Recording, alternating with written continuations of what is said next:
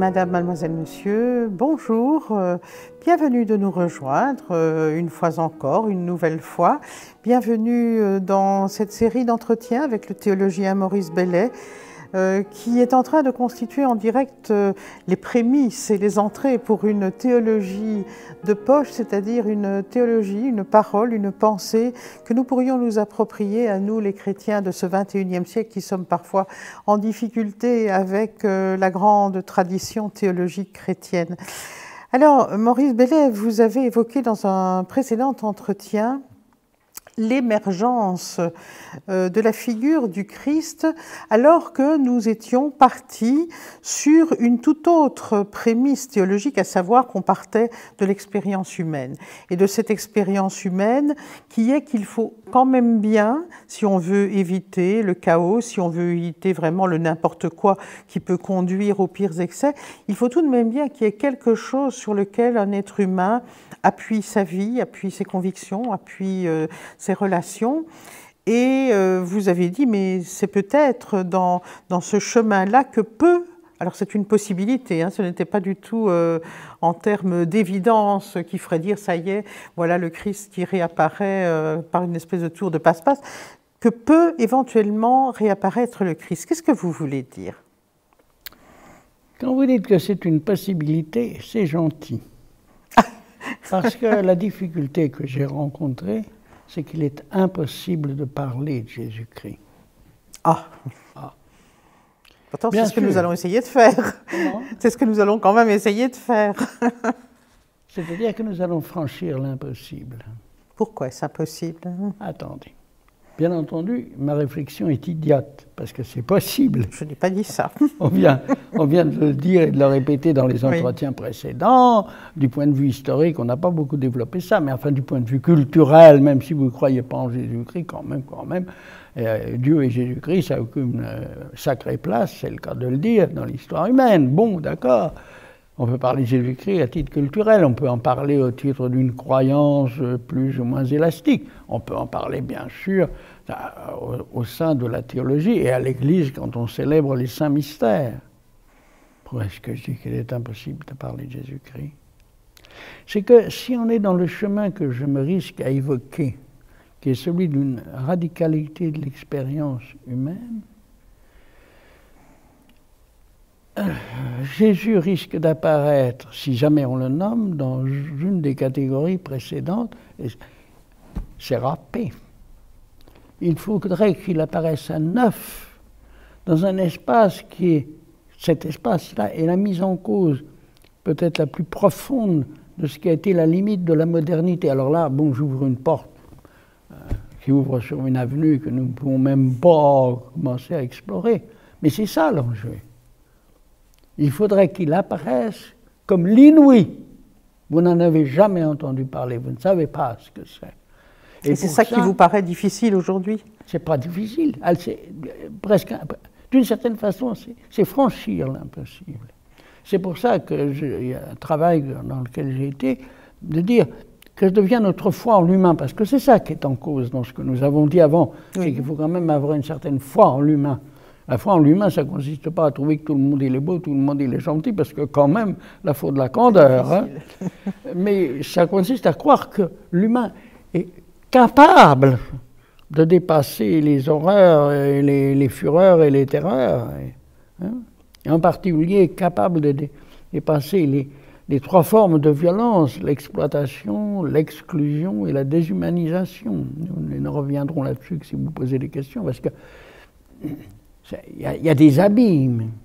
Et comment pouvons-nous traverser ces abîmes? Comment pouvons-nous les surmonter? Et si on avance du côté de cette foi en l'humain, quel type d'humanité peut apparaître qui soit non complice de ce qu'on vient d'évoquer et qui non plus ne se réfugie pas dans une sagesse qui se dégage du monde de l'humanité? Parce que c'est une des solutions de dire les humains sont pourris. Mais retirons-nous sur la montagne, même retirons-nous dans la non-existence, disparaissons. C'est le mal et l'homme qui sont un malheur. La foi chrétienne dit le contraire de ça. Elle est greffée sur la création où Dieu vit que tout cela était très bon et que l'homme c'était très bon. Il y a une foi en l'humain qui est au cœur de la tradition chrétienne jusqu'à ce qui paraît pour le bon sens l'absurde. Par exemple, la résurrection. Mais nous laissons ça de côté pour l'instant.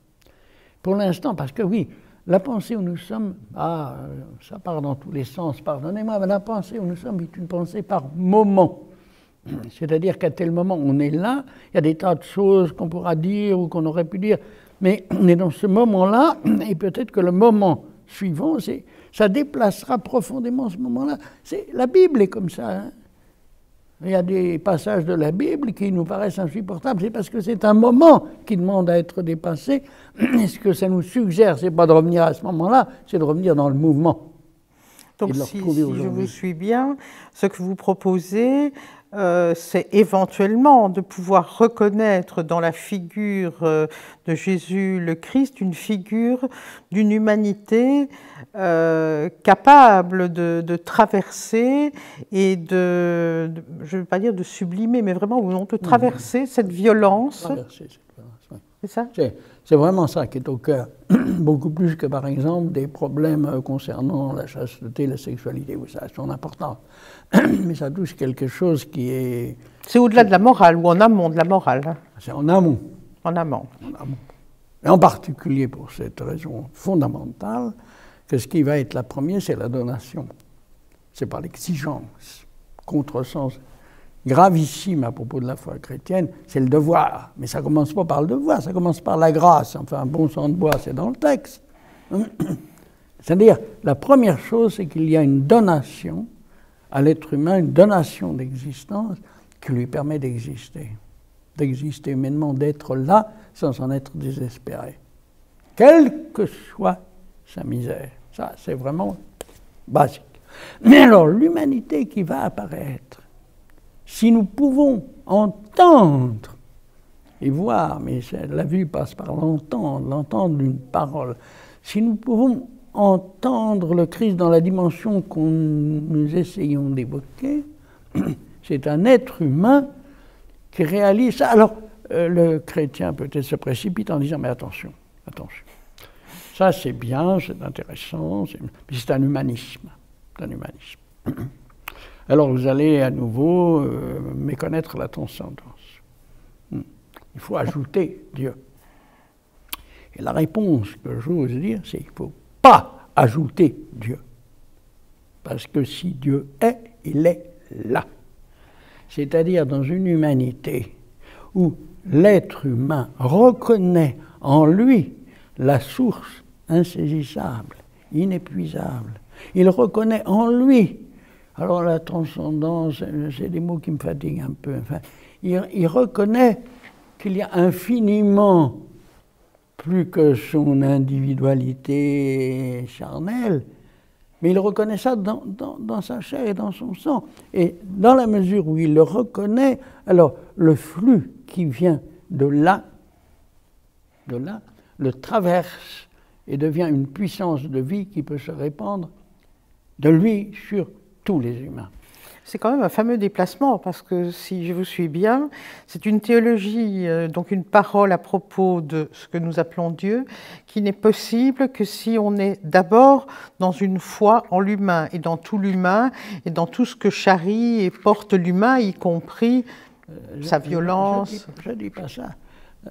Il n'y a pas d'exigence dans ce que je dis. Non. C'est quelque chose que je propose à des gens à qui ça peut parler. Tout à fait. Mais ce que je viens d'évoquer, de cet humain qui est présence tout à fait insaisissable et invisible, et de telle manière que cet invisible apparaît en lui comme une capacité d'amour au sens le plus fort qui va se répandre sur tous les humains dans une puissance qui n'est ni complice ni victime de la mort, mais c'est ce que la bonne vieille doctrine appelle la Trinité. La Trinité. Le Père, le Fils et l'Esprit. Mais au lieu d'apparaître d'emblée comme une vérité dogmatique qui se passe en Dieu, ça apparaît comme une clé d'interprétation de l'expérience humaine dans ce qu'elle a de fondamental.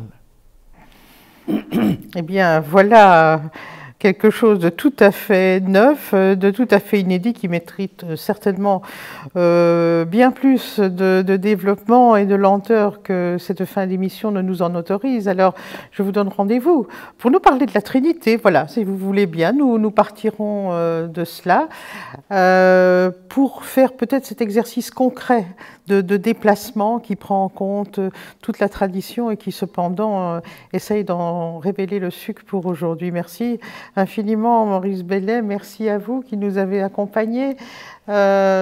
Si vous êtes des nôtres, nous serons heureux de vous accueillir dans cet entretien une prochaine fois. Merci.